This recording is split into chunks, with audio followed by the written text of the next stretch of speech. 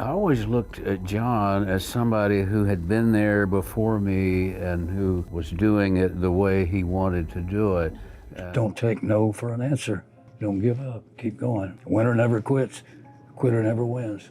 Willie was there when Glen Campbell could not remember his own daughter's name. What did they diagnose me as? Alzheimer's. Alzheimer's. Mm-hmm. Alzheimer?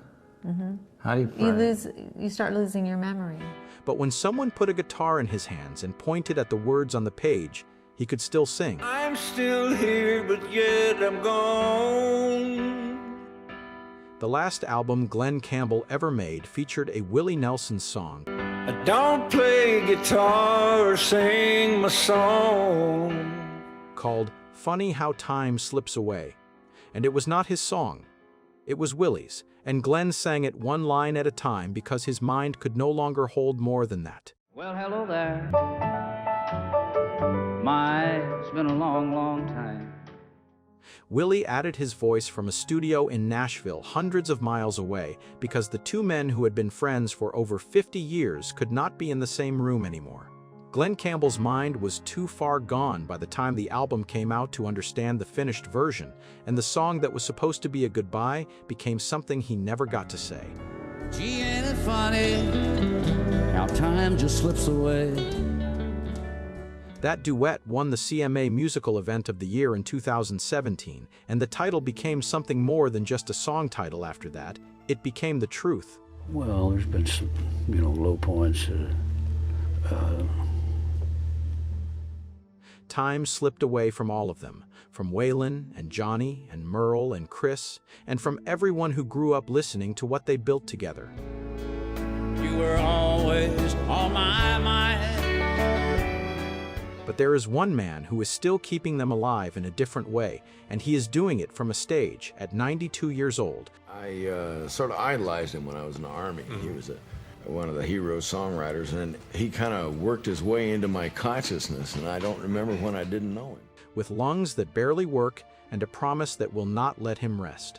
And for some reason I had to go and I couldn't do it, but I've always regretted it. Willie Nelson has outlived nearly every friend he ever made, and by any measure that matters, he should have stopped a long time ago. But he has not stopped, and the reason has nothing to do with ego or money or a man who does not know when to quit.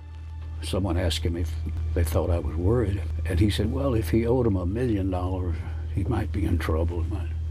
But if he owes them $32 million, they're in trouble.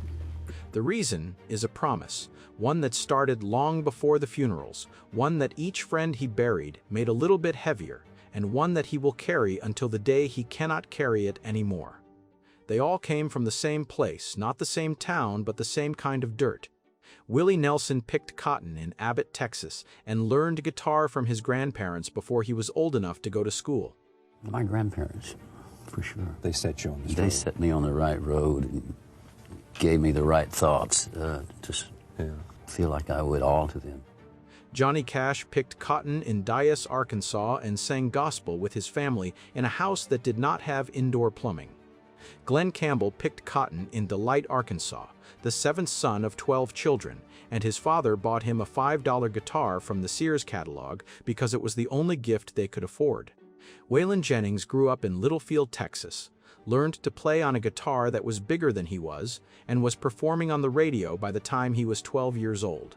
None of them were supposed to make it out, and all of them did, and the thing that tied them together was not just the music, but the fact that they understood what it meant to come from nothing and fight for every note. What they built together in the decades that followed was not just a career or a genre, it was a family. Perhaps I may become a highwayman again. Glen Campbell kept Willie afloat financially when Nashville turned its back on him, signing him to a publishing company and paying him more money than Willie probably deserved at the time, and Willie never forgot it. Glen put Waylon Jennings and Merle Haggard on his television show and introduced them to an audience that had never heard country music that raw. Dear old daddy, rest his soul, left my mom a heavy load. And when a songwriter named Jimmy Webb wrote a song called Highwayman that his record label refused to release as a single, Glen loved it enough to leave his record label over it, and Glen played the song for Johnny Cash and the others, and together they turned 4 verses into the most legendary supergroup in country music history.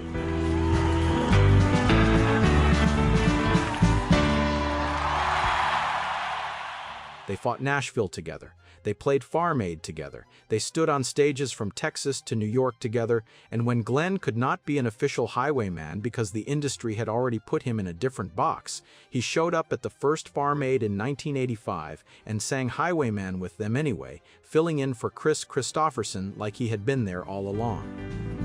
And when the yards broke off, they say that I got killed. He had been there all along, from the very beginning, playing the guitar parts that nobody heard and opening the doors that nobody saw, building a world that would outlive all of them except one. But the world they built was about to face something none of them could fight. The thing about these men is that they did not just make music together, they lived inside each other's lives in ways that most people never knew about. Willie Nelson once told a story about calling Waylon Jennings at 2 in the morning, not because anything was wrong, but because he had heard a melody in his head and needed someone to tell him if it was any good. Waylon listened, said it was garbage, and hung up, but Willie called back 10 minutes later with a different melody, and Waylon said that one was garbage too. They did this for an hour before Waylon finally said, "All right, that one is pretty good," and Willie said, "Yeah, I know, that was the first one again. I just wanted to see how long it would take you." It's a good story, though. Glen Campbell and the songwriter Jimmy Webb met for the first time at a recording session, and the first thing Glen ever said to him was, "Look at your hair. When are you going to get a haircut?" They were best friends for the next 50 years, and when Willie was going through the worst years of his IRS trouble, Glen called him up and said, "Come play my show tonight," and paid him enough for 1 gig to keep the lights on for another month. Glen never once brought it up afterward, and Willie never forgot how it felt to have a friend like that when the world had written him off. Johnny Cash and Glen Campbell used to sit backstage and talk about picking cotton in Arkansas, since they both knew what it meant to grow up with nothing, and sometimes the only person who understands where you came from is someone who crawled out of the same hole. Jennings once had George Jones show up at his front door drunk and swinging, and after Jones punched him, Waylon dragged him into the yard and tied him to a tree. That if you ask another question like that, we'll burn your home. Jones stood there screaming, "I am the greatest country singer of all time," and Waylon looked at him and said, "Yeah, and you are tied to a tree." And when Waylon finally got sober after years of cocaine nearly killing him, it was Willie Nelson who cut off his own braids and sent them to Waylon through his wife Connie, because that is the kind of thing you do for someone you would die for. But there's one thing that we can say, and we don't know why, but we never gave each other drugs. We never did. We never shared that part of our lives. Waylon kept those braids for the rest of his life. They were not colleagues, and they were not people who happened to be famous at the same time. They were brothers, and all of them knew that the only reason they survived the music business was because they had each other. If you have a memory of any of these voices, a story about what their music meant to you, or a night you saw them play, share it in the comments, because those stories are what keeps them alive. But the world they had built together, the one held up by phone calls at 2 in the morning and braids in the mail and friends who showed up when nobody else would, was about to be torn apart by something none of them saw coming. There is a phrase that should not exist in any world that makes sense, and that phrase is too country for country radio. Country music has always been a closed society, and it's always been suspicious of change, and and suspicious of outsiders. But that is exactly what they told Merle Haggard, a man who had been making country music since before most of the people running Nashville were born. After he publicly criticized the executives who had cheated him out of royalties, the Nashville establishment decided that Merle Haggard was a problem, and they solved that problem the way Nashville solves most of its problems. They stopped answering the phone. She tried to raise me right, but I refused. For 35 years, his records were ignored by radio. His name was left off guest lists, and the industry that he had helped define carried on as though the man who wrote Mama Tried had never existed. Merle did not go quietly, and he listened to what country radio was playing and said, "They are talking about screwing on a pickup tailgate. I do not find any substance. I do not find anything you can whistle." He said if Hank Williams showed up today, they would not even let him on the air.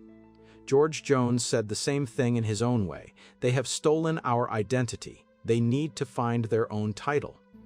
When the CMA invited Jones to perform his Grammy-winning song at their ceremony, they told him he could only do it in 1 minute. George Jones, the man Sinatra called the second best singer in America, was given 60 seconds and he stayed home. This was about more than music. It was about the people who loved it. The fans who had spent their entire lives with these voices in their cars and their kitchens and their churches were told that their taste was out of date, that the market had moved on, that what they wanted did not matter anymore. Nobody asked them, nobody warned them, and nobody apologized when the fiddles disappeared and the steel guitars went silent and the songs stopped being about anything that a grown adult could take seriously. Willie never said much about it publicly, since he does not waste time arguing with people who have already made up their minds. But he watched Merle get erased, and he watched George get humiliated, and he watched the music that he and his brothers had spent their lives building get turned into something none of them recognized. And he kept playing, because the truth does not need a radio station to survive. The first one to leave was Waylon, and it was the one that hit Willie the hardest, since Waylon was not just a friend. He was the other half of something that had never existed before and would never exist again. He died on February 13, 2002, at 64 years old, and his last words were, "Do not let the boys stop playing my music." He said it the way he said everything, like it was not a request but a fact, like he was telling the world what was going to happen, whether the world agreed to it or not. Willie did not talk about it much publicly because he has never been the kind of man who grieves out loud, but the people who knew him said something changed in his eyes that day, something that never fully came back. It takes a lot. You never really, get over it. There's no way you can do that, but you find a way to live with it. Years earlier, Waylon had told a reporter that the best meal he ever had was cold pizza on Willie's bus at 4 in the morning after a show in Tulsa because the company made it taste better than anything. Those were the memories Willie held on to, the ones where nobody was dying, where they were just friends on a bus eating cold pizza and laughing about nothing. Johnny Cash went next, and the way he went told you everything you needed to know about who he was. He's always stood up for the underdog. Thank you. And that's something I've tried to live up to. June Carter Cash died on May 15, 2003, and Johnny followed her less than 4 months later, on September 12, because a man like Johnny Cash was never going to survive in a world that did not have June in it. June Carter, who wrote Ring of Fire, my wife is here tonight. Stand up and take a bow, will you, June? In his final months, he kept recording, kept working, kept making music that sounded like a man staring directly at his own death and refusing to look away. The last music video he ever made was a cover of a song called Hurt, and if you have ever seen it, you have never forgotten it, because it is 3 minutes and 52 seconds of a man saying goodbye to everything he ever loved, and meaning all of it. Merle Haggard died on April 6, 2016, which was his 79th birthday, and Willie called him his brother and meant it the way you mean it when there is no other word big enough. Willie recorded a song after Merle died called He Won't Ever Be Gone, and the title was not a hope, it was a commitment, because Willie was going to make sure of it personally. And then Glen Campbell, the friend who had believed in Willie before anyone else did, spent his final years in an Alzheimer's facility, forgetting everything except the guitar. His fingers still knew where to go even when his mind did not, and the last original song he ever wrote was called I'm Not Gonna Miss You, and it was about the cruelest thing Alzheimer's does, which is that the person who is disappearing is the only one who does not have to grieve because they will not remember what they lost. Never defined who I am. And then Kris Kristofferson, the poet, the Rhodes Scholar, who wrote Me and Bobby McGee and Sunday Morning Coming Down, left on a quiet September morning in 2024. And when Willie was told, he said, I am the only one left, and that is just not funny. He was not joking, and he was not feeling sorry for himself. He was stating a fact that no amount of music or memories could change. Willie was the last one standing, and each friend he had buried had left him carrying something that he could not put down.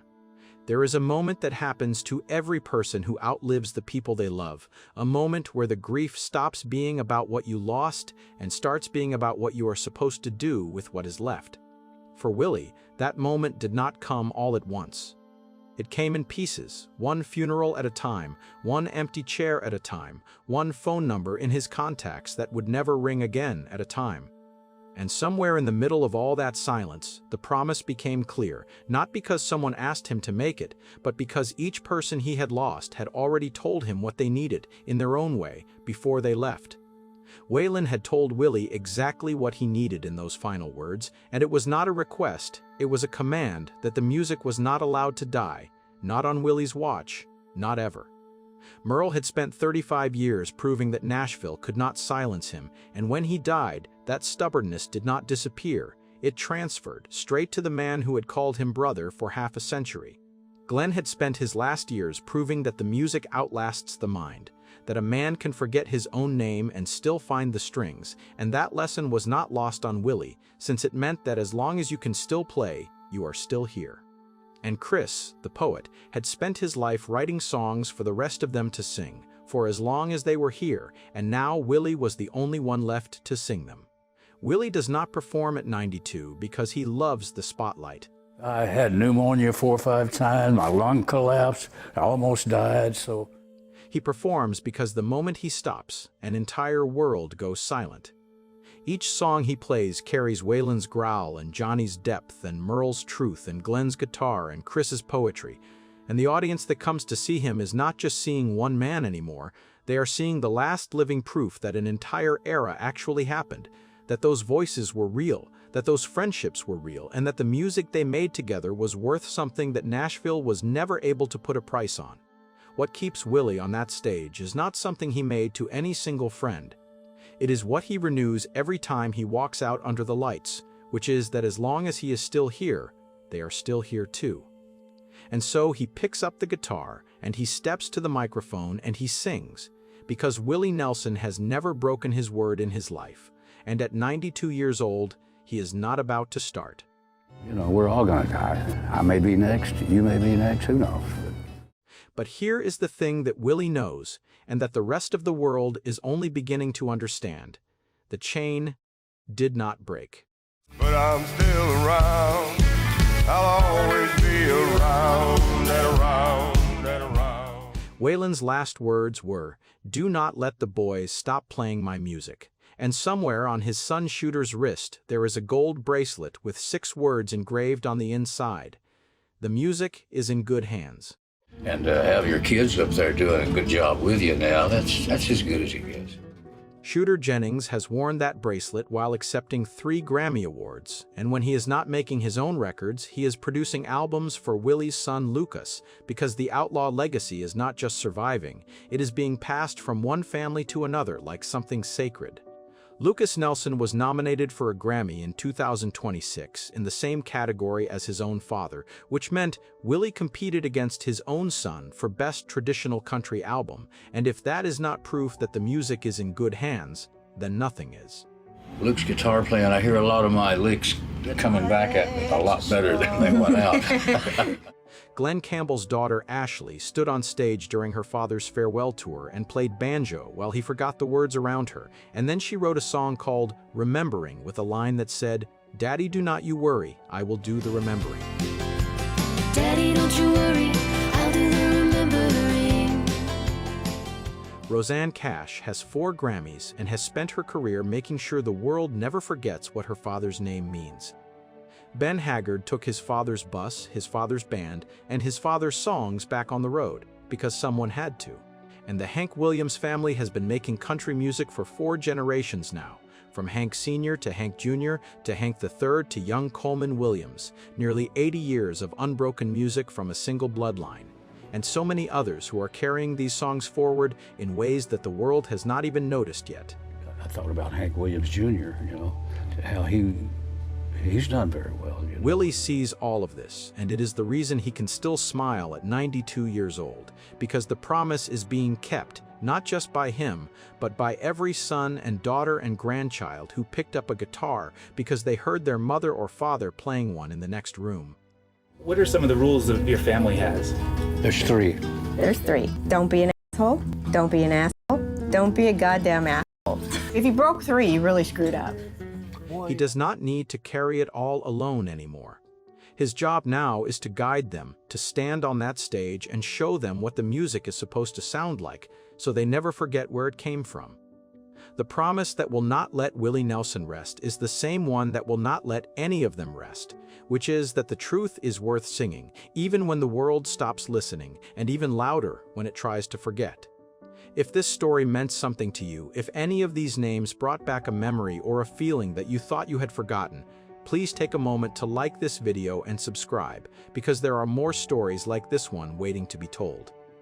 And if you have your own story about any of these legends, a night you saw them play, a song that got you through something, a moment that changed the way you heard music, share it in the comments. Because Willie Nelson is not the only one keeping them alive, you are too. Well, yeah, all the kids most of them are working tonight on the show, you know. Right. I just heard Paula, my daughter, on DJing now on XM. She's doing a good job. The best thing that happened to me was the IRS making it public so that everybody could find out about it.